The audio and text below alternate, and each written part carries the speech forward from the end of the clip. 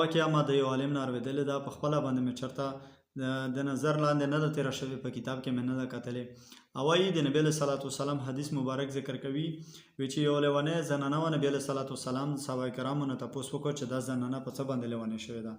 صحابه کرام ورته فرمایي چې د الله رسوله د دغې زنانه یو زوی و، او هغه زوی بیا ورک شوی دی، او هغه زوی پسې دا ډېره زیاته وګرځېدله، خو د زوی هیڅ پته نشته دی چې مړ دی که ژوندی دی. نو د هغه زوی د وجې نه د دغې زنانه دماغي حالات خراب شوي دي. نبي علیه صلات وسلام صحابه کرامو ته فرمایي چې که د دغې زنانه هغه بچی را پیدا شي او دا زنانه یې پېژنیم، تاسو څه وایئ چې دا زنانه به څومره زیاته خوشحاله وي؟ صحابه کرامو ورته وفرمیل چې د الله رسوله په بچي پسې لیونې شوې ده، او چې هغه بچی را پیدا شي ویې هم پېژني، د دغې زنانه د خوشحالۍ به هېڅ انتها نه وي. نبي علیه صلات وسلام ته فرمایي چې کله یو ګناهګار انسان الله رب العزت ته د خپلې ګناه نه توبه وباسي، الله رب العزت پې باندې د دې نه زیات بیا خوشحالېږي.